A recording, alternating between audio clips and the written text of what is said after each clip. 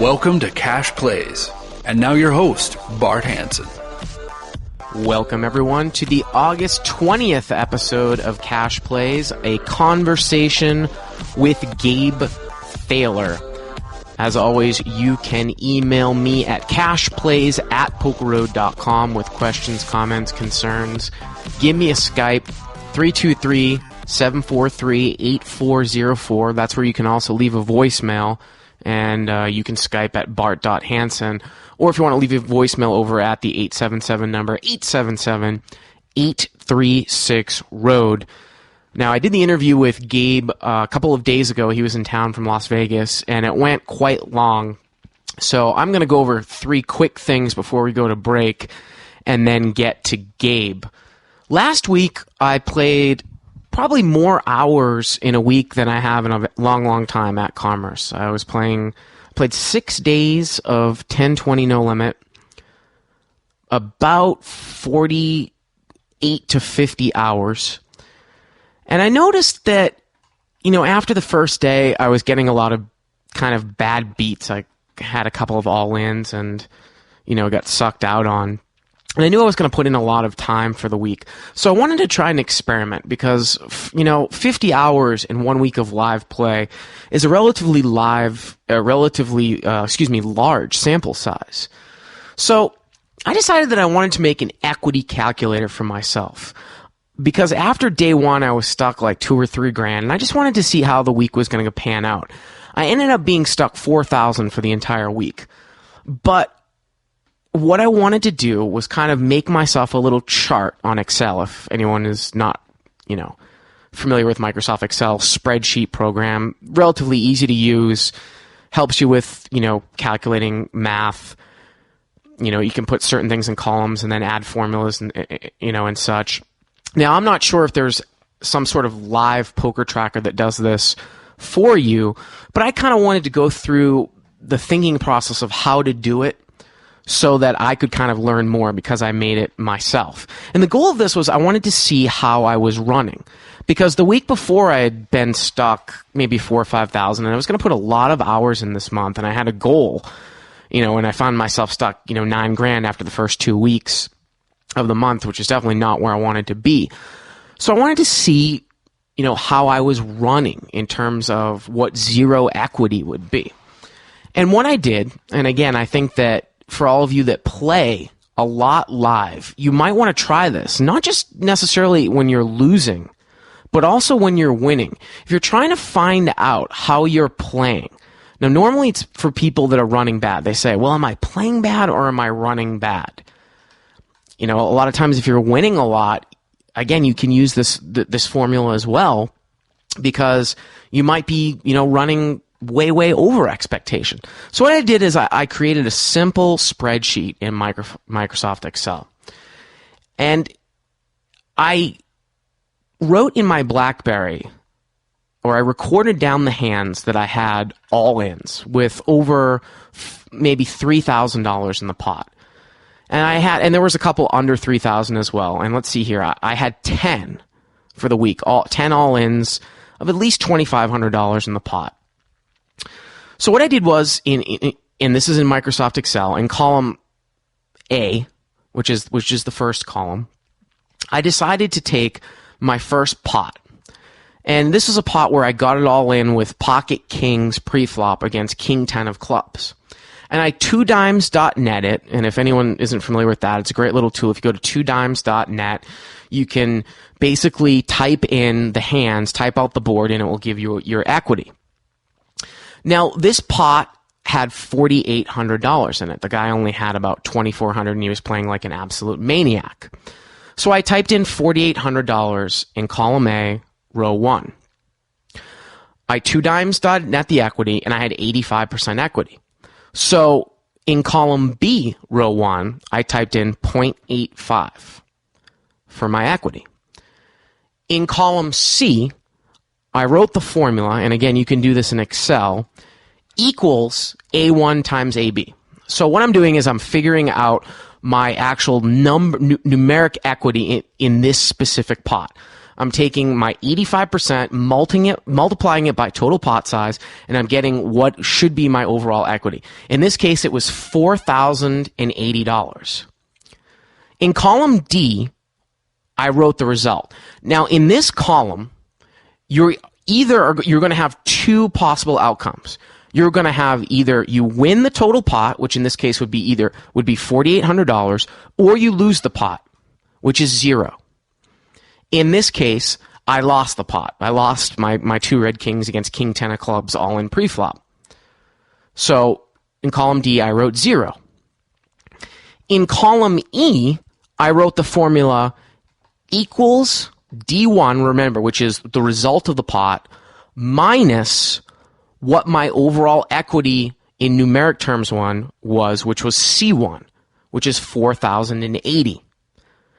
And that equals minus 4,080. In that pot, I ran a negative 4,080 overall expectation. So I did that for all of the 10 pots. I had another pot where I had 60% equity in a $7,000 pot. So my numeric equity is 4,200. I lost the pot. My result was 0. And I took 0 and subtracted 4,200, and I got minus 4,200. In a winning pot, where I got it in with a pair and a flush draw against the nut flush draw and a gut shot, the pot was $6,000. I had 44% equity. My numeric value was 2,640 overall. The result was 6,000. I subtracted D1 from C1, the result, minus my equity, and I got 3,360. So I was running in that particular pot $3,360 above equity. Now, the beautiful thing about Excel is that, you just highlight the E column, which is the result of each pot, how far you are running above equity or below equity, and you just sum it up. And for the week, I ran at a negative $14,021 in equity, or in expected equity. Now, I was stuck $4,000 for the week. But again, if my equity total, if we ran those simulations 1,000,000 times, I would gain, on average, an additional $14,000, and I would have won $10,000 for the week as opposed to losing $14,000. And again, I don't mean to complicate you guys, but it's something that I wanted to go through. And again, it's rather simple. Just taking your pot size, multiplying your equity, figuring out how much in numeric terms your equity is in that pot. What's the result? Is it 0 or is it the total pot? And then figuring out for that individual pot if you ran above or below equity. Now, whenever you win the pot, if the guy has any equity, you run above equity. If you're 99% in a $1,000 pot and you win the pot, you would have run $10 above equity because your equity in that pot is $990. 1% of 1,000 is $10. So if you were to run that calculation over and over again, you would win $990 out of each pot. And again, if you lose the pot, even, there was a hand where I got it all in with, pocket 10s against pocket kings preflop. Well, I only have 18% equity, in a $5,000 pot. 18% times 5,000 is $900. Because I lost the pot, I actually ran negative 900 overall because my result was 0. So I hope you guys follow this, and I hope, again, it's just a simple thing to allow yourself, if you're playing online, it's easy to do with Poker Tracker, and I think they even have a, I don't know what they call it, Skolansky buck statistic that you can click on or go to some website. But in live format, this is simple to do. And I would suggest you doing it. Again, not only if you're just running bad, but if you're running well. If you have a week which was just an unbelievable week, start figuring out when you got it all in against other players over a certain amount, because sometimes, you get it all in for peanuts and, it doesn't work out. And figure out your equity and sum it up for the week or for the month. Because that's really, the true sign of how you're playing, what your overall equity is in these particular hands. So, maybe some of you guys will email and say, well, there's this tool that can do this, Bart. Well, I don't know of this tool. I just kind of figured this out for myself, and I found that it helped me. Moving along here, and again, I started this last week, the PLO tip for the week. And again, I've been watching more and more training videos. So this is one that I actually talked about, I think, way back when I was in Calgary for the first time back in March or something like that. And this is calling the turn with the nuts in or out of position when you are positive that the other player has the nuts, and then representing a scare card on the river for a pot-size bet. And I'll give you an example. Say you're playing online micro stakes, or you're playing in a live PLO game where, the players are relatively predictable, and you've raised it up with Queen of Spades, 10 of Spades, 9 of Hearts, 8 of Hearts. A pretty good hand. One gap, forerunner, double suited. And let's say you're in position because it makes it easier. Okay. Flop comes out Ace, 6, 7. Ace of Hearts, 6 of Clubs, 7 of Spades. So you flopped like a little bit of a wrap there with 8, 9. And it's a great board to, make a continuation bet out on because everyone always thinks you've got pocket aces, especially those guys that don't raise it a lot pre-flop. But remember, to be a good PLO player, you're going to be raising more than just your aces hand, for a combination of being deceptive and also what we talked about last week, getting it in and crushing the equity of your opponent's hands when they think you have aces, but you actually have the same wrap with top pair or a better flush draw or something like that. So if flop is Ace, 6, 7, guy checks, you bet, he calls. Turns a 9. Well, you've got the nuts. It's the 9 of Clubs, so a backdoor club draw is in there. Ace, 6, 7, 9 with 2 clubs. Now the guy leads out, and you're fairly certain he's pretty tight. He might lead out with a non-nut hand, and you want to get some value, but you know that he would never 3-bet you with a non-nut hand. So he leads out, and you raise him. Let's say you're playing fairly deep. Now he 3-bets you, and you are 100% sure that he has 10-8 along with you. Remember, you've got Queen, 10, 9, 8. So you don't really have any other type of redraw. Instead of shoving there, you decide to call. And what are the cards that you actually might be able to get him off of 10-8 here on the river?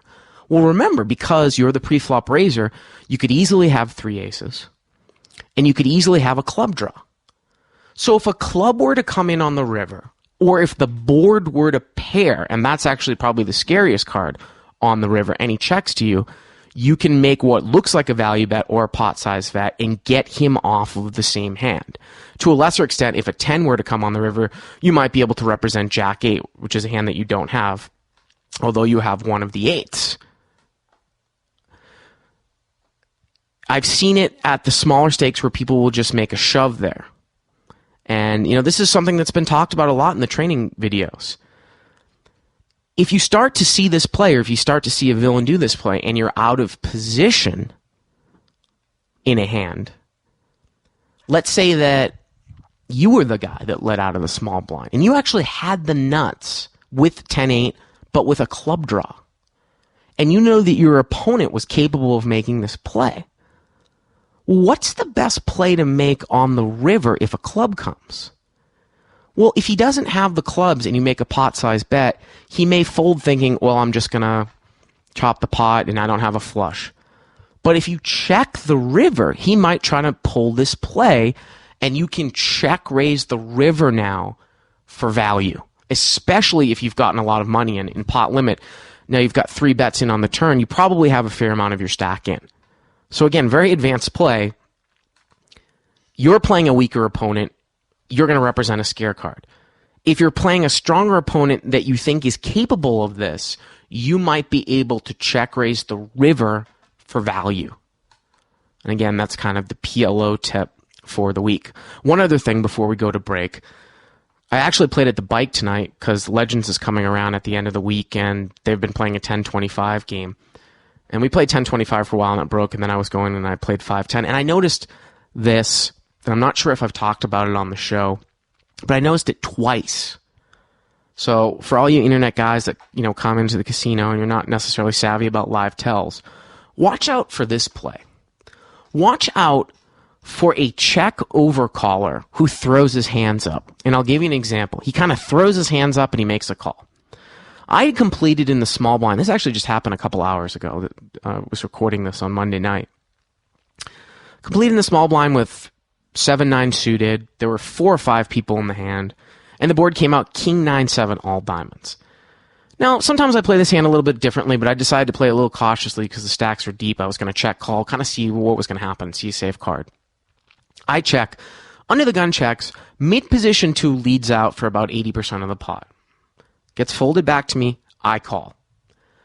Under the gun tries to kind of make his look like, oh, I guess I got a call. Kind of throws his hands up and overcalls. Anytime you see a check overcaller, alarm bells have to go up. And if he makes some sort of motion, like he's a little bit dismayed by the hand, then this guy, there's a very, very good chance that he's got the nuts. And again, I saw it 2 separate times tonight. Check overcallers that make kind of an exasperated call. Be wary of that guy. Now, if I had hit a 7 or a 9 and I put the guy in the nut flush, well, I'm going to take him to value. And I'm going to take him for a ton of, I'm going to try to make as much. I'm going to take the line that's going to make me as much money as possible. Turn was a king, I get counterfeit, and I get out of the hand. And of course, the check overcaller has the nut flush. So watch out for that guy. And, watch out for a guy. It's even more clear when a guy checks maybe second to last to act. You're the last better. You bet. Everybody folds, and now he calls.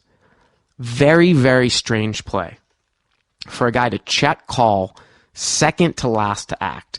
Because normally in that spot, a medium strength hand or some sort of hand with a draw, like somebody would normally semi-bluff in that spot. Maybe they wouldn't do it from up front, but second to last to act, they normally should semi-bluff there. So if they're check calling, they've got a monster. And watch out for that exasperated look. With that, we are going to take a little break, and we will be back with Gabe Thaler right here on Cash Plays. Cash Plays.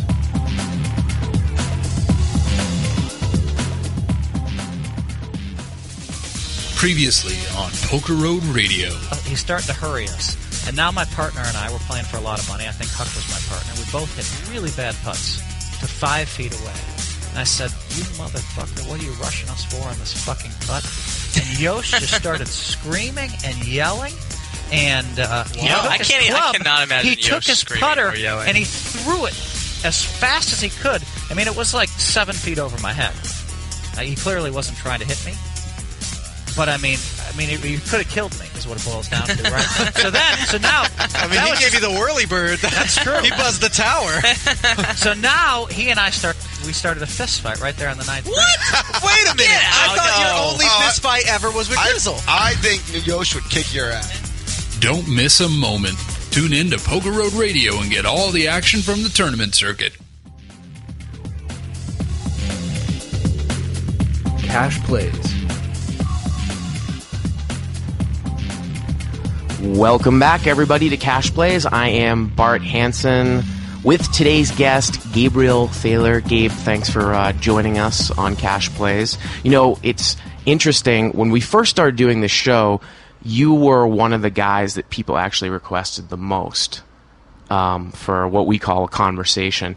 Now, for people that aren't familiar with you, let's talk about how you got your start, because really you were playing Big Bet Hold'em before it was obviously popular in the mainstream, right? Yeah, well, my career in a nutshell is comes from a blue-collar roots. I really dropped out of school, college, to play low-limit limit poker, like 2-4 and 3-6, which we all know now you can't do, but I successfully did somehow for a couple years with some help from some other people. Survived at that and grinded my way through until I was introduced to No Limit Hold'em, and this was in about 99, and chose to 2001 or 2000, I mean, and chose to kind of shift my focus to no-limit poker and try and specialize in that, in which there was only a couple games on the West Coast at that point. There was a game in Ventura, there was a game in San Francisco, and then shortly after I made that choice, there was a pot limit hold'em game that started running nightly, being hosted by a gentleman named Jim Delaney that still works at the Commerce, being hosted at the Commerce every night, and I started playing in that, and it just kind of took off from there.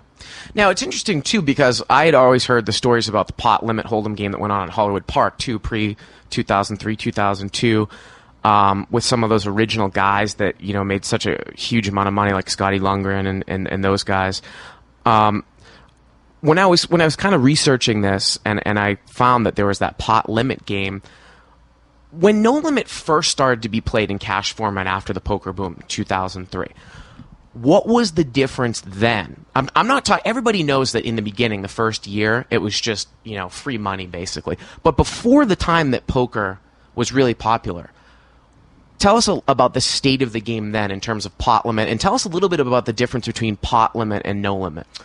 Well, the biggest difference, the state of the game at that point, was obviously it was on the decline or a dying game in which there was very few games. The player pool itself was much smaller, and the largest segment of the population played limit poker, limit hold'em specifically, and the biggest difference that I noticed from the time when Moneymaker hit and the internet hit to prior to that was not so much the difference in the ability of the opponents and how poorly or how they played, was the stack sizes. All of a sudden, when TV hit, the stack sizes in every game that you played increased. Now there was also many more games available. Instead of one game a day, there'd be 2 or 3 games a day of the given pot limit game. But in general, the biggest difference that I noticed was that people bought more money at the table, and anytime that happens, you in general have a better poker game. So if you had a 5-10 game going on at Hollywood Park, a pot limit game, before poker got popular, what was the average stack size? Was it not more than 1,000? Yeah, I only traveled to that game. I know Scotty well, and matter of fact, I'm playing tennis with him later today. He was a staple in that game, along with not too many other people that are still in the scene now, but I don't exactly know what the average stack size would be in that game, but it would. Nowadays in the 5-10 games, they have a $1,000 max. They have all these games with maximum buy-ins, right? But before that, when it was an open buy-in game, that would be the maximum, that people would buy. They would be allowed to buy more. So in general, I couldn't give you a number, but like from the 5-10 level, but like the 25-50 level, like before the internet explosion and Chris Moneymaker, if somebody bought 5,000 in a 25 and 50 game, that was a really big buy. It really was. Just 100 big blinds. 2,000, 2,500, 3,000, 1,500. Those were all acceptable average buys. When somebody actually bought 5,000, if you had a game of every player that had 5,000, that was a game. People were talking about that game. You would hear about that game in other casinos. It must have been then mostly a pre-flop game then at that time. You think 50 big blinds deep, right? Like at a 25-50 game where the average stack is $2,500. Well, it's the information level was so different than it is nowadays that those kinds of things weren't even discussed. I mean, it wasn't that it was a pre-flop game. It was just that there was so much less literature and so many less fewer players who were actually had motivations to win. So many more people playing recreationally, even if they weren't that bad, the average weak players or average, conservative players, but their motivation wasn't solely to win like so many of the younger, newer players nowadays. Now, of course, we're going to get into some strategy talk, but before we get into that, before we started the recording, we actually just had an interesting little discussion that I want to touch on here at the Doubletree, which is down the street here from Commerce. You were talking about, you live in Vegas now, right? So now you're here in LA, and I saw you yesterday. You were playing 2040, and then you played a little bit of Deuce, which is a game that's spread sometimes, not in triple draw, but no limit single draw, which is sometimes at the World Series. But you were saying how badly how shitty the games were, and about how it almost seems like the future of No Limit is not in public games. Can we comment a little bit about that? Well, I don't. I've just noticed that. I couldn't give you any reason or a specific reason why, but in general, there are just so many good young players nowadays. There are so many people that, are trying hard, are studying. Their sole purpose is to try and win when they sit down to play poker, that they have clogged the player pools, and, it makes it more intimidating for the recreational players to play, and I think they're coming less. And you were also saying, too, that, can you talk about, as a guy that's been in this business for a long, long time, and especially in No Limit, talk about the relationship that you think you should have with a guy that you see two to three times a week as a recreational player. The etiquette of maybe beating him over the long term. Well, that's kind of a finer thing, or one of the finer points. And, when I played 7 or 8 years ago, the player pool for No Limit Hold'em was much smaller. Right. Right. And the people that played, if you spoke to the dealers 8 or 9 years ago about the people that played No Limit Hold'em or dealing the No Limit Hold'em game or the Pot Limit Hold'em game, they would almost assuredly tell you that it was their favorite game to deal because they would deal with the least amount of problems, the least amount of abuse. And for whatever reason that is, the player pool that played that game at that time, whether they understood the nature of the game or losing or I don't know what it was that attracted these people to this game, but if you polled the dealers, I guarantee you they would say that it was their favorite game to deal with because they had the fewest amount of problems. And nowadays, that is not the case. So many, it's almost like playing limit poker. You see so many people getting upset at other players and abusing dealers. So, to answer your question more directly, people should just allow people to gamble their money in their own way and not get in their way, and not interfere with how they want to. With how they want to gamble their money. If they want to play a certain hand, so many of these people are telling people they play hands bad and things like that, and it's just very poor etiquette. Yeah, and have you seen guys that have actually made, kind of berating comments to recreational players where they've kind of driven them out of the game or just beat them down in the game and then maybe made fun of them, and it was just so out of line that these guys never came back? Yeah, I mean, the nature of poker is that somebody has to lose, and when people lose, sometimes they get upset, and that's understandable, and people are human, but it just shouldn't. It just goes on more than it used to, and I guess I could tell you, in order to answer your question better, I could tell you a quick story. Sure. That when I was playing poker back at Bay 101 in San Jose in about '99, I was playing in a game that was a 20 to 200 spread limit game, and it was the biggest game in that casino at that time. And I was playing on a given day, and I played a hand in which I had 2 aces, and I couldn't give you the exact description of what happened on every street, but essentially I made a shutout raise before the flop, like probably a $200 raise or something like that in order to thin the field, and I got called by a player, and his name is Jerry Reed, and he is a longtime friend of mine, lives in the Northern California Bay Area, and is a really nice, really funny guy. And has been a friend of mine for a long time. Don't see him too much because he's pretty much solely in the Bay Area now. But so I played this pot against him in which the board is nondescript, no flush, or maybe only one straight possibility. And on the river, a 6 comes, and I bet, and he raises me. And it's a nondescript 6. It doesn't make a flush. I bet, and he raises me. And, I mean, I know I'm probably dead somehow now. I have 1 pair, but it's limit poker, and I'm getting X to 1. And, and I kind of grumble, and I pay it off, and he turns over pocket 6s and shows me that he hit a set on the river. And, I was kind of young to poker, and I'm somewhat of an emotional guy sometimes. And I kind of grumbled a little bit and kind of stood up, and I said a few things, and I couldn't even remember what I said, right? And Jerry stopped and kind of, not in an aggressive way, almost kind of jokingly turned to me and he said, kid, you've got it all wrong.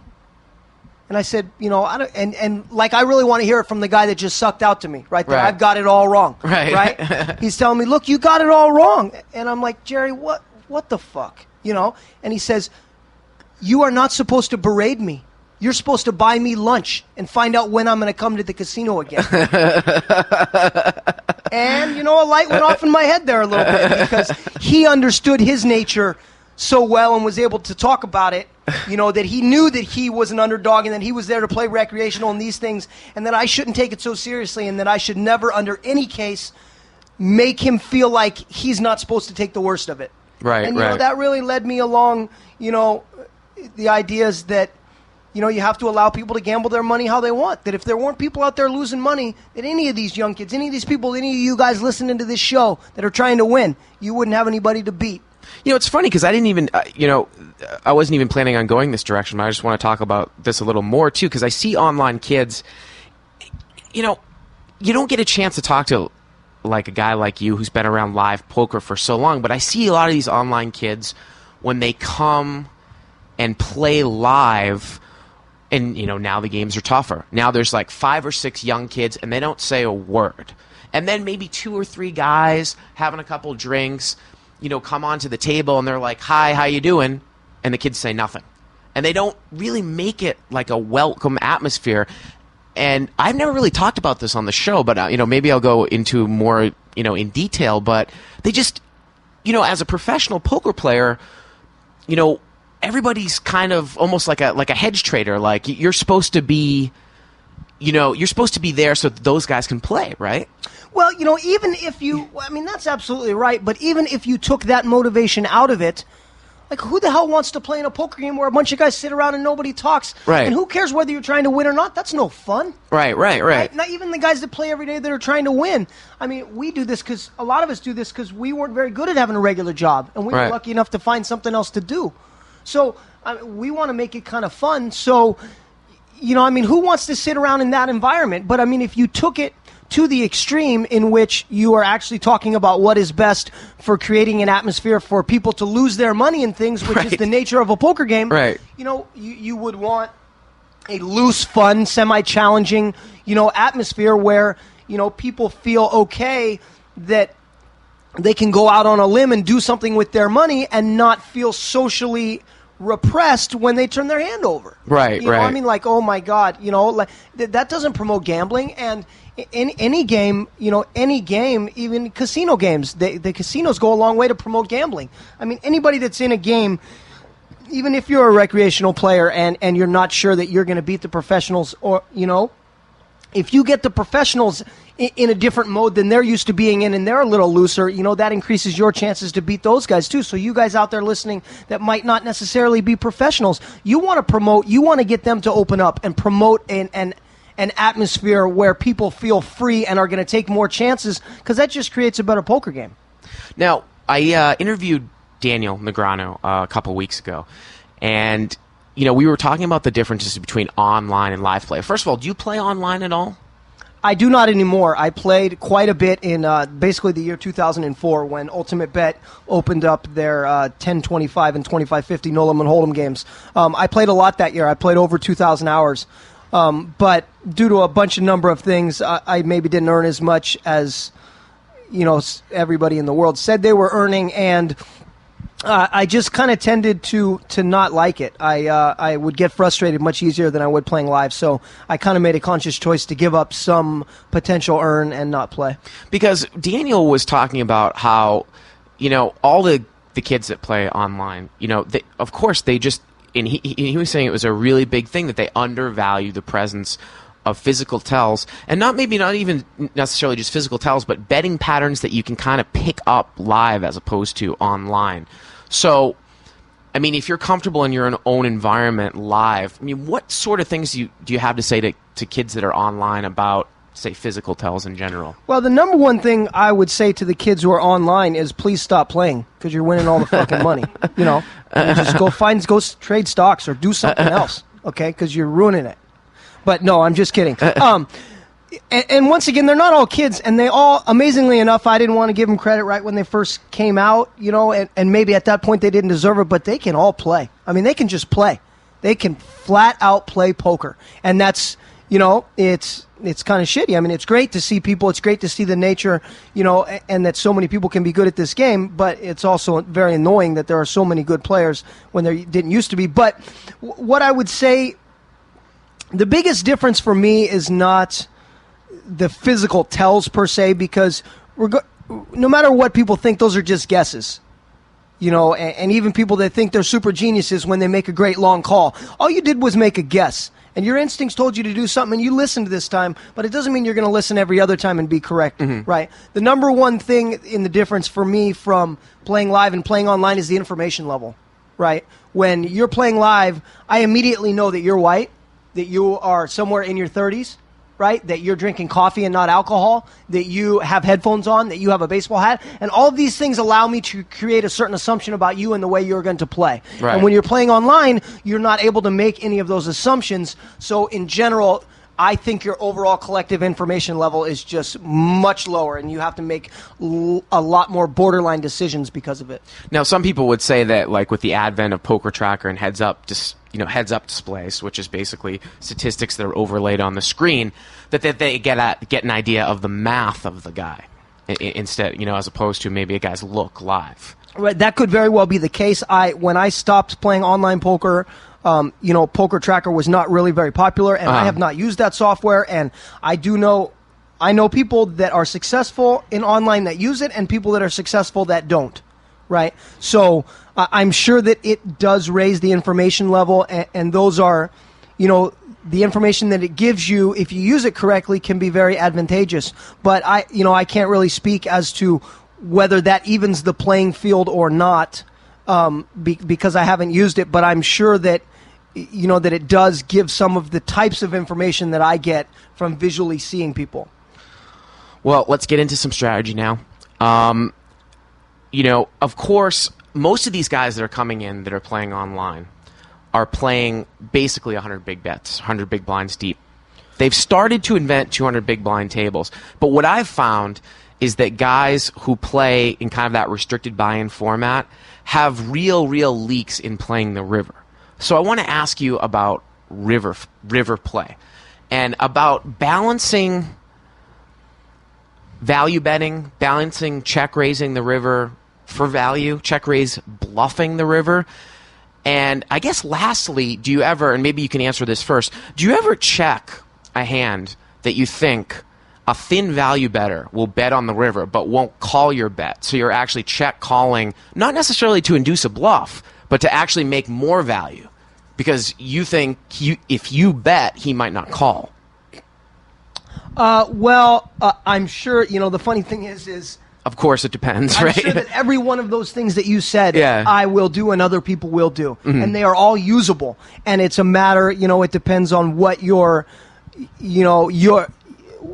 thing that I think that people don't understand about strategy is the number one thing for me is what is your history with that opponent. Mm-hmm. That's the one part that nobody else knows, that no one can quantify. So when people look, go on these chat sites online or people are discussing certain poker problems, why, no matter what anybody says, there's never one, almost, I shouldn't say never, but almost, not almost ever, one clear-cut decision, because no one really truly understands the nature of the moment and your history with that player. And that can really, really influence, between decision A, B, and C. So there could be lots of times where, I may choose to, to do something like that. But, to tell you the truth, I try to make my decisions easy for myself. So I almost, as sad as it sounds, don't think that deeply into lots of streets. I try to make my decisions easy for myself, and then when the decision gets harder, then I'll take my time and try and make a good decision. But, I'm not so sure that I use that much forethought.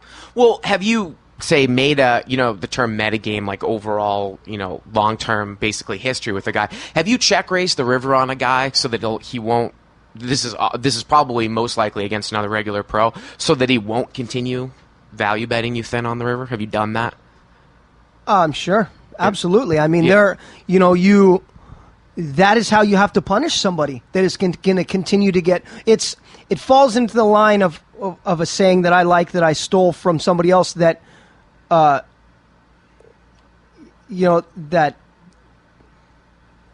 I'm kind of, the line is kind of escaping me now, that, that greed is a bad thing, right? Because what they're doing is they're getting greedy, right? They could just knuckle this hand, right, and roll it over because they've won X amount of money already, and to really try and squeeze another dollar out of you is pretty flipping greedy.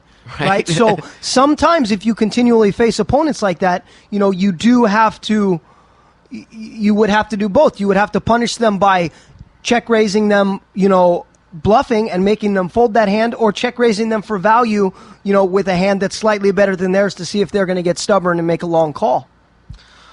I want to move on to another question here too. One of the things that I've definitely noticed over the last couple of years, let's say two to 2.5 years, as the play has gotten better with deeper stacks, is the concept, even with recreational players, of pot controlling. How do you how much have you noticed this? And this is usually with one pairish type hands. And how do you combat guys that just habitually pot control? Is there a technique? I mean, I'm talking about, usually you see a guy where he'll just use a standard line where he'll bet the flop with an overpair and just constantly check the turn. What have can you comment about this? Well, the one thing that I would comment about pot control is that it sucks. Is that, not to sound too much like an old man again, but 6-7 years ago, if you made a small set against somebody with an overpair, or let alone, forget an overpair, if in the games I played in, if you made a small set against somebody that made the top pair with the ace kicker, you were going to break that person. Right. And the Joe Blows that come off the streets now, they don't get broke with the top pair with the ace kicker. Right. Nobody gets broke with that hand anymore. Right. So you have to find other ways, to make your money, which is great because it means that poker is progressing and things like that. But the thing that I have noticed is that it has become a very wide term when, like you said, not very many people used that term or used it in their strategy when they were playing. And, so many people nowadays, when they face a little bit of resistance, when they have, they will either try and keep the pot small, like you say, or when they face a little bit of resistance with the top pair, they will just get out of the pot and find another spot. And do you find that, like, say, you make an obvious draw, say, like on 4th Street on the turn, do you find that, say, in years past, you could get money in by check raising the turn? Now you almost have to come out and bet the obvious draw because you just won't get any more money in on future streets if you don't do the betting yourself? I think that I couldn't say that any of those type of specific things has changed very much. It really all depends on the player, and it really all depends on your history with that player. I would just reiterate again that that there are a lot more average to good to great players out there, where there were so few people striving to be really good at poker 6 years ago, and now there are so many. One quick thing about, you talk about small sets and stuff. Do you use some sort of rule? We've talked a little bit about this on the show. Do you use some sort of rule when you call with an implied odds type hand, like a small pocket pair or suited connector, with like a raise size to stack size ratio, and like a number rule, something like that? Yeah, no, not really. I mean, I have some numbers in my head, but it's not really something that would be solid or something that I would want to pass along to somebody, because it's just something that I made up on my own, but what, it's just risk to reward, and that doesn't mean that you want to get in cheaply. It just means that what is your risk versus your reward, the way that stock people are. And if I think that,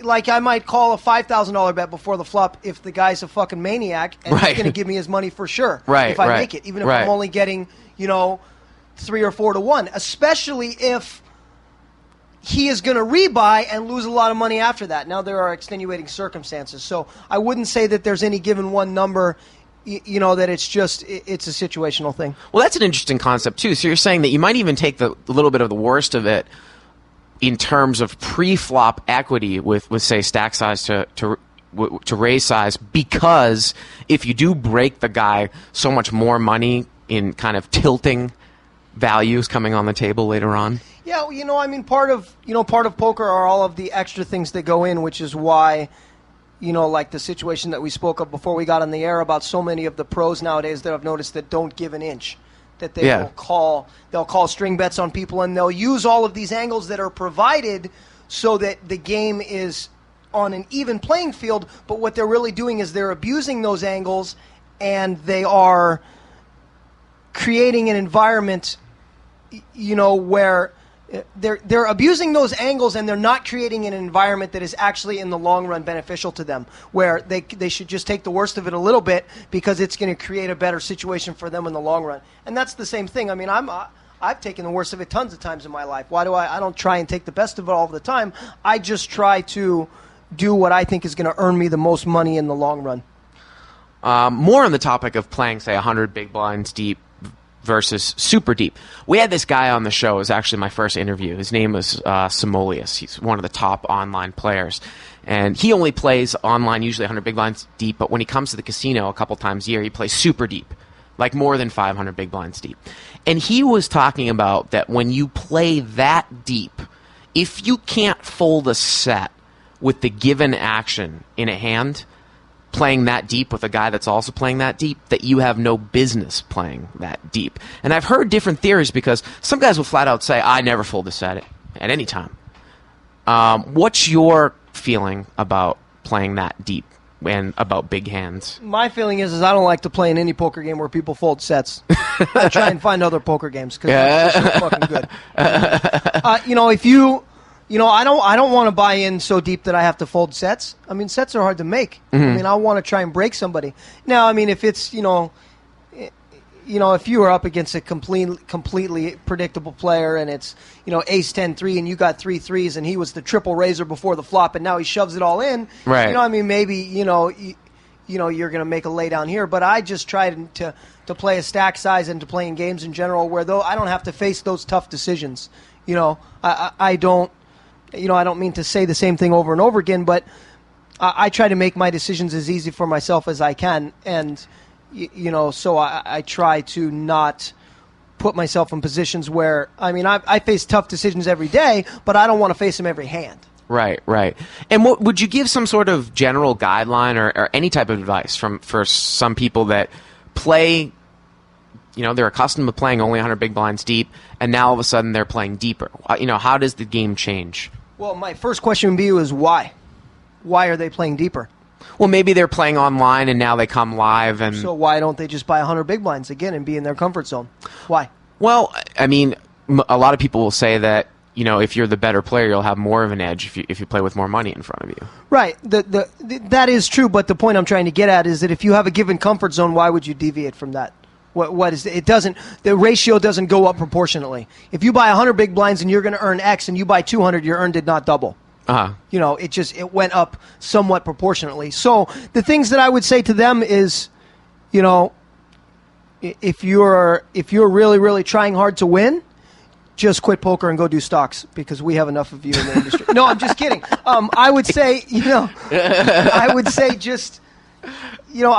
that. That you just have to adjust accordingly and that you have to, maybe, you make sure that you are not, making continually borderline bad decisions, because you feel uncomfortable. And if that's the case, then, once again, maybe you should just go back to your comfort zone. I think that there was I'm trying to think of where I got this from, but they were talking about how, when you start getting in with one pair at 100 big blinds deep, with aces, it almost can never be wrong to get it in there. But then once you start going up to 200 big blinds, to 300 big blinds, one pair hand values go down, right, in terms of stacking off. They in No Limit Hold'em, they go down depending on the type of resistance and the type of player that you are facing. But, those hands come along so rarely, that once the pot grows to a large enough size, I'm not so sure that it's that right to fold them. And, believe it or not, there's so many discussions and there's so much information out there nowadays about, how to play given hands in given situations, especially the big pairs, that you just find that so many people, that so many people are going to do the right thing in a given situation. I'm not even saying that I would know what that is because it's going to vary from situation to situation, but that they are going to, that they are going to try and keep the pot small if they feel vulnerable, or that they are going to, put a lot of pressure on the really bad player because they want to get their money in as fast as possible, or any number of these basic strategies that that just weren't used very commonly, a little bit ago, and now, people are just exploiting on a daily basis. Now, one of the things that I'm sure you've noticed over the last couple of years, since these online training sites have come about, is more and more 3-betting pre-flop and 3-betting light pre-flop. Is that something that you've noticed, and how have you combat that? Unfortunately, I may not be, this time for this interview may not be the best, because over the last 12 months I haven't played that much poker. I was coaching baseball for about 6 months. I decided to take a vacation, and I had a son last year, and chose to spend a lot of time at home with him because I was fortunate enough to not feel the monetary pressure of having to work. But I do know that I hear people talking about this subject a lot. So I do think that it is a newer elevation of the game that people are trying to exploit or trying to find out about, that creative good players are using. But I can't say which side of the fence I'm on yet, because I just haven't seen that much of it. In general, it can be a great play, but when it backfires, you're going to think to yourself, I just fucking blew 300 big blinds. Why? Right. So, I think it's a double-edged sword, and I think that it's going to be one of the more creative, elevating ways to play, especially when you're playing with other thinking players. But when it backfires, you're going to look pretty bad. Well, and one of the other things too is that let's give a hypothetical example. If you have a weak player in a game, say you're just playing 20-40 at Commerce, and you're fairly deep and he was fairly deep, even before this stuff came out, would you personally ever take a line of just putting pressure, 3-betting and just firing, knowing that maybe the guy won't go broke with one pair? Well, I think it is pretty standard, and I guess the point that, or the example that I would give that best relates to it is the late Billy Duarte, who was a very good friend of mine, and I talked a little bit of poker with him, but talked more about life with him in general, said that he was much less aggressive in his last years than he was in his early years. And those of us, that knew Billy, I don't know that I would classify Billy as an overly aggressive player, but he was definitely an aggressive player. But I do find myself that in my 8 years ago, when I was first playing No Limit Hold'em, I ram and jam at every hand. I played so fast, and so I would do lots of those things. But I think that it's a natural escalation that as you get older, and I think it kind of falls into the pattern of, for lack of a better term, that ignorance is bliss. Like, I don't do a lot of those things now because I feel that I've developed a better way to play, and that doing those things although it's fun to splash around, it maybe is not the best way to earn. So unless you have the exact right texture of a game, which actually does come along, and there's lots of games where I want to play fast. But in general, I think as you get older, you get more conservative. I think that's just a rule. We talked about how the games obviously are tougher now. And, you've always got those recreational players that might be coming in. And maybe back in the day, there were 7 soft spots, and maybe there's only 2 or 3 soft spots now. But let's specifically talk about playing against other regulars and other professionals. How important do you think it is to be constantly changing up your lines to become unpredictable, to extract value against these other pros? Or do you just find that you just avoid them altogether? Well, when I'm in that game, I just find another game, and I hate to keep giving you those answers because I wish if I would have given you a different answer before. But it's game selection is very important, and when you're in games with 7 pros, just don't play. Why are you playing? And what pros don't understand is if you get up, a recreational player might fill that seat. See, a lot of pros won't get up in that spot because they're afraid that a recreational player is going to get that seat, and then the other pros that are left are going to get the best of it, and they're not. But what they don't understand is if you let that happen, when you come back into the game after waiting, it's going to be better than it was when you left. Right? So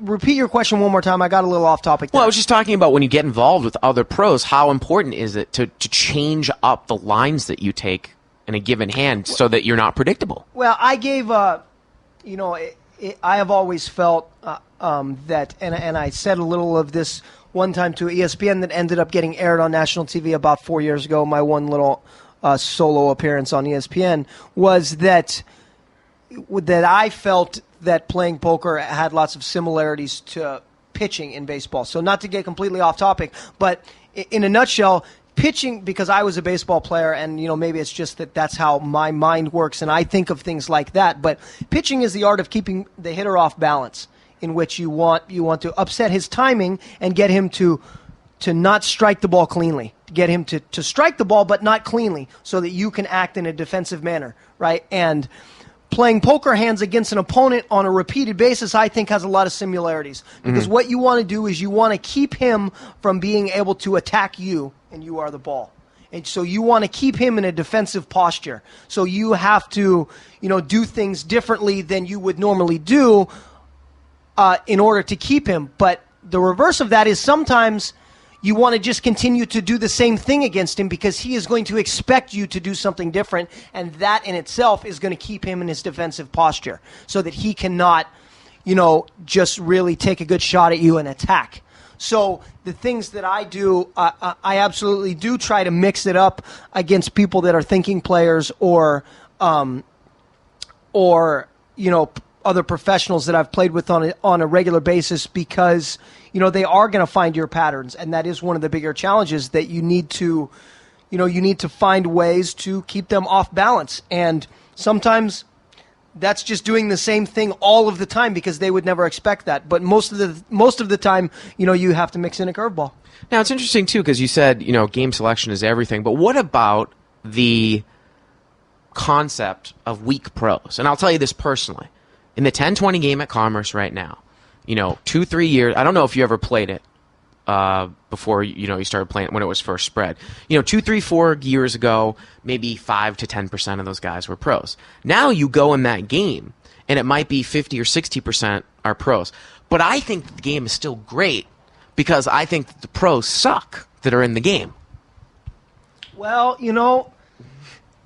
I hate to say those things, although I don't plan it, and you could be right. Yeah. And I try to temper myself with a little bit of humility. But the bottom line is that poker is a pyramid. That's how I look at it. And the people that are on top of the pyramid are going to beat the people below them, regardless of whether that person is rated as a professional or not. So it doesn't really matter what the other people at the table do for a living. Right. If you're better than them, then you want to play against them.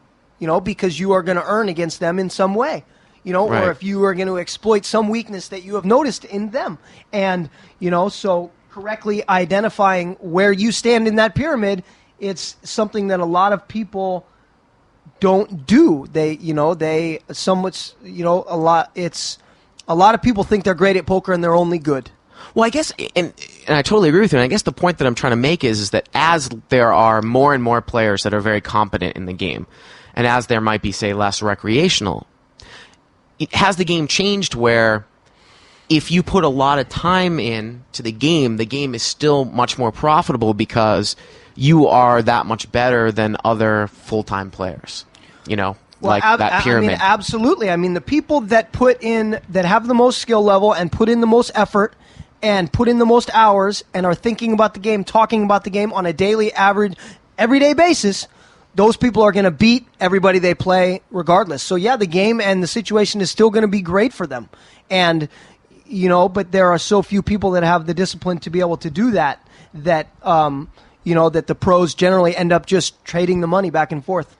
One last question about strategy here. I've kind of gone off on a dissertation, diatribe, rant, whatever you want to call it, the last 2 episodes of Cash Plays, about extracting value versus betting to protect your hand. And what I've talked about is that I think that people overbet to protect against draws or free cards instead of thinking about their bet sizing to get called by weaker hands. What do you think about that? Do you ever bet specifically to protect your hand? Is that something that you've thought of in the past? Well, I don't think about it in those terms. I bet to protect the pot. Right. I bet to protect my equity or the amount of money or whatever the size of the pot is. Now, how about betting necessarily not to but more to protect your stack as opposed to pot too? That was a discussion too, that people are saying, well, I'm not trying to bet to protect my hand, and I'm kind of betting to protect my stack. Well, it brings me to a funny point in which, my mentor Bobby Huff gave an interview for Dan Harrington's book that I think just recently came out or is about to come out on cash poker, and did a series on that. And they talked about what it leads me to is, or what it seems to me that you are asking me is, do people bet to find out where they're at, right? And my answer to that is, yeah, they do, and I'll tell you where you're at. Let's see if you can call it all. Right. Can you call it all? Right. I mean, why are you betting to find out where you are? I'll tell you where you're at. You're facing the fucking stack. Here you go. Can you call? So, there are times for that, but, I think that if you continually put yourself in that spot, you are going to be facing some really, really tough decisions. Well, I've seen a perfect example I see it now, like it's so transparent, especially with a young player that does it. I saw it at the World Series when I was playing 25-25 no limit, where this guy, this loose passive guy would call out of the blind, and the board would come out ace high against this tight, aggressive kid, like in the cutoff, and he would bet, and the kid would raise him. Oh, damn, my ace 7 is no good. Knew that when you raised me, I'm no good. You know what I mean? And it just became so apparent. Now, I talked about, actually a couple episodes ago, I've talked specifically about that I don't like to bet where you're, try to find out where you are in the hand. But I've actually talked about that you can almost get the same information by check calling if you're a fairly good opponent, as opposed to betting, in terms of if you're observant of your opponent's betting patterns and what he'll bet on future streets. Yeah, absolutely. I mean, some opponents, will be more fearful of you from check calling because you may be trapping or setting something up from them, or it may deviate from your natural, how you would naturally play. So now they're going to be concerned, like, well, wow, Gabe never does that. Why did he do that? Shit, I'm going to take the conservative route and check, and maybe I'm going to get a free card out of that or something like that. So I think that is definitely the case, that you can gain that information, but once again, it's it's, do you want to put yourself in a tough situation or not? And a lot of times, you just don't. So unless the stack sizes are smaller and you're ready, to put it in, now I know that saying all of this is probably going to get people, when I play them and after they hear it, to want to bet against me and bet into me and bet into me and bet into me. And, that's not really what I want. I don't really want people betting at me. But at the same time, if they hear this or for another reason, because they've seen something in my play that makes them think a certain thing, if they continue to take the same line, I'm going to beat them. So if you continue to take the same line against good players or potentially great players, they're going to beat you. So you better find a way to mix it up. I want to... there's so many, they've got high stakes poker on television now. You get the $1 million cash game. Have you ever had any types of offers in these cash games to play? Why haven't we seen you basically on more? And the funny thing is, now there isn't even that much value for Americans, really, in the sense that if you get on TV, it really doesn't mean anything. But back in the day, a couple of years ago, what was the deal with that? Well, I would guess that, I tried to get on high stakes poker a couple times and this and that, and I would guess, that I'm just a tweener. Is my problem, is that I am not popular enough and I'm not a bad enough player. So I fall into the middle of the road where a lot of people do, or maybe not a lot, maybe I'm in a small segment of people where I didn't, because my lifestyle has been chosen to focus on cash poker and not tournament poker, that my exposure level, and also I consciously did not try to raise my exposure level by doing a lot of things that other people did. I'm not saying that I'm right and they're wrong, or they're right and I'm wrong. It was just a choice. And so since my exposure level did not rise, and I'm not someone that I hope I can say would be quote unquote advantageous for a game, that, there wasn't for one reason or another, the people promoting the shows didn't see a lot of value in me having it on there. Do I disagree a little bit? I think that they don't. I think that poker as a product needs to change. I think it's poor that it's been the same for 5 years, and the public is going to get tired of it. So this is a little off topic, but there are other things that I tried to explain to some of these people that I could bring to a poker game that are not quantifiable as far as a personality. I mean, I like to talk a lot at the table. I'm very, I'm very cerebral. I like to try and extract information from people by talking and things like that. So I tried to express that those would be attributes to the shows, but for whatever reason, I just was not chosen. Well, let's talk about the one you were on Cash Poker. Let's talk about the one hand that you kind of, I Googled your name last night just to look up some information, and it came right up on YouTube, and I remember seeing it. By the way, I actually thought Live at the Bike was better than Cash Poker because the production value on Cash Poker is pretty bad. And I didn't know where they got those commentators from either. But anyways, so there was a hand that you had against Robert Williamson III where you had raised it up with Ace King, and I believe he had flat called in the big blind or in the. He limped in the spot. Okay. Limped and called. Limp called. So limp called. Limped and called in deep stack poker with 2 aces, which. I don't generally like to say things bad about people because there's never just one right answer, but it's pretty horrible, Now, the board came out King 8-3, total rainbow. He checked. I think you bet about, and if I get it wrong, fault me. The numbers don't matter, but about 70 or 80% pot, something like that. About standard for me. And he min check raised, which apparently he said at the time was an accident. So you've got Ace King, you bet, and now the guy min check raises. You call. So what do you think is going on here in this hand? Well, once again, everything has to do with your history with a player. Mm-hmm. And I think that I accurately know what Robert thinks of me. Yeah. Right? And I think that I somewhat accurately assess Robert's play, although I think that I more accurately assess what he thinks of me. And I know that he thinks that I am a solid, good, tight, no-limit player. There's other bad players at the table, and I know that he is not going to choose to fight with me, that he is going to take a relatively conservative route in the game in general and against me specifically. Right. So, but this is somewhat of the art of live poker because I almost can't quantify it to you. When he check raised, right? And some people are going to say this is weird and, whatever, and I just knew. I don't, sometimes your instincts just tell you, and you can't say why, and we could sit here and talk all day, and I could try and give you excuses, and the people on 2+2 are going to say, but what about this, but what about this, but what about this, and all these other angles. And it's just, they don't know because they weren't in the moment. And I was just sure that he was strong. So now let's take it from that assumption. He is strong. He is not check-raising me weak. Right? So if he is not check-raising me weak, he doesn't have King Jack, King Queen, a pair under the kings, right?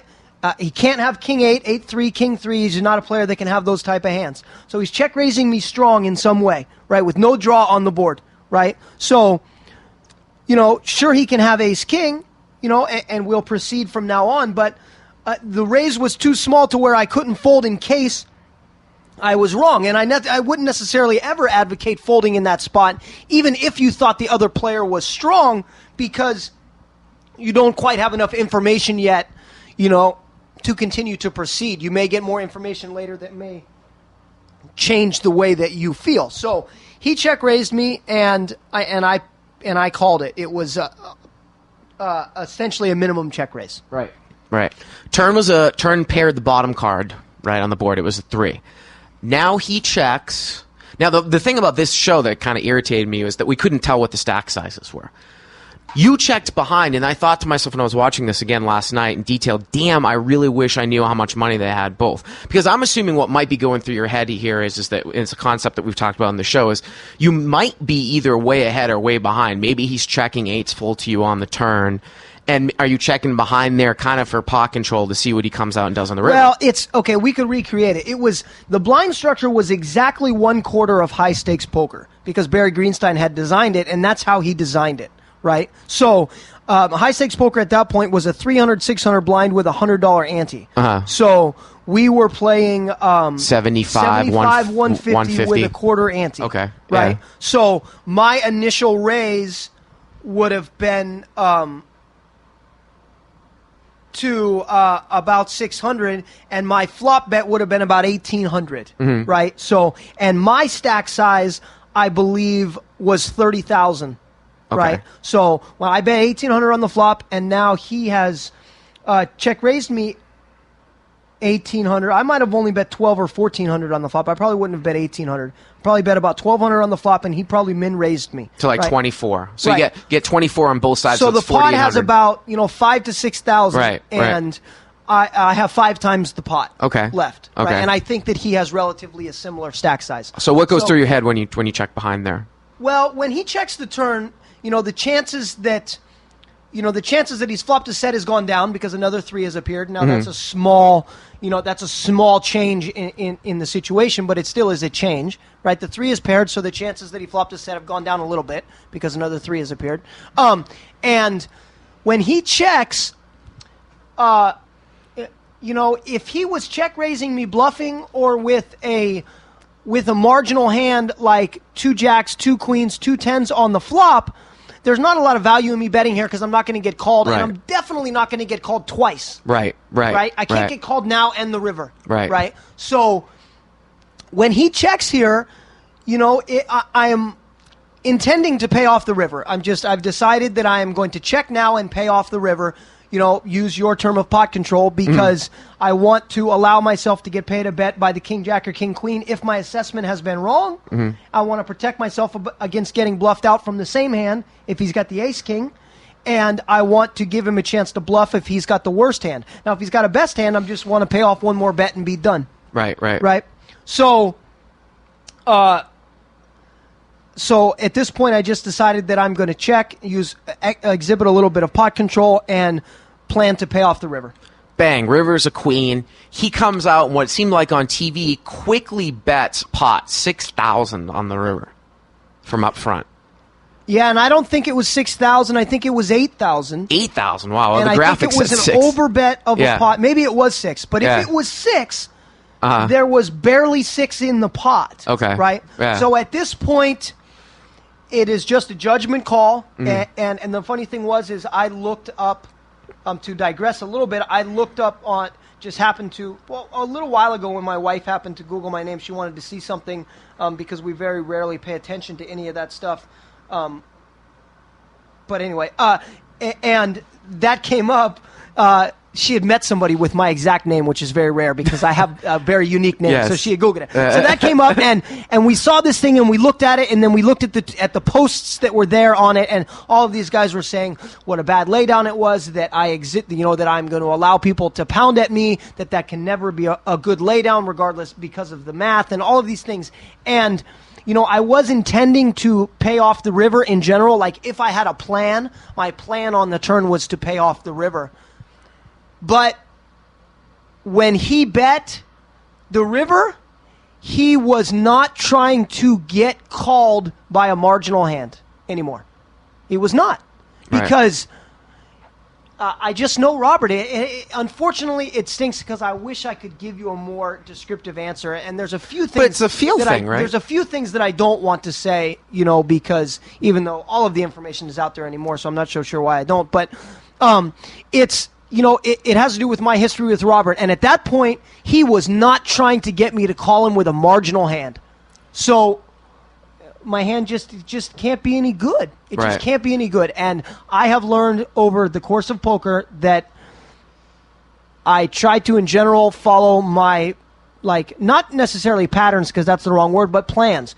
When I have a plan about a way I want to play against a certain opponent, I try and follow that plan. And when I'm wrong, I'm wrong. And that's no big deal. But in this case, my instincts just screamed to me that my hand was no good. Yeah, and if you want to take a look at that, you can just YouTube Gabe Thaler, and it's the first thing that came up. But I don't remember at the time people saying that it was a bad laydown. But for me, and I've seen, commentated thousands of hours now of cash game poker, I almost thought it was, I don't know if you can say relatively standard, but even on the off chance that he was overvaluing a hand like King Queen, which you now can't beat either, it's almost like you're calling at best to chop, right? An overbet on the river. That's how I would have basically, I don't know. made an analysis. I don't.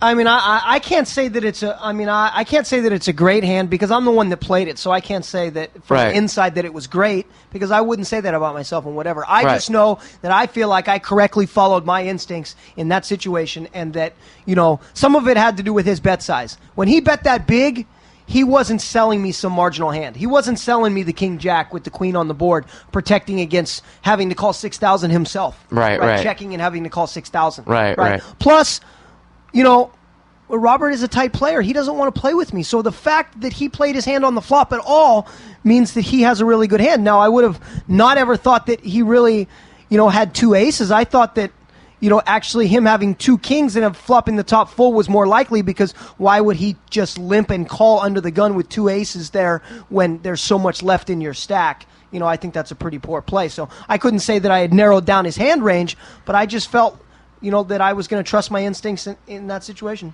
Well, one other thing about that hand too. So it's interesting because I wasn't even going to bring this up, but say he throws a little blockish bet out there on the river, right? Do you think with Ace King and Robert Williamson that you would ever be able to raise the river and get called by worse in that case? Would you, if he had come out and bet 1,500 or 2,000, would you ever consider raising the river in that spot? Well, I don't see how any human would ever consider raising the river there. Why would you? What would be the point of raising the river there? I mean, he might have hit queens full in the spot. I mean, I don't know. Maybe that's a long time ago, and I would have to think about it again. But it certainly didn't cross my mind. Now, what if you had aces there as opposed to ace king? Might then be more likely. Well, he probably would have got paid off then because I can beat the ace king. Right. I can beat the king queen. Uh-huh.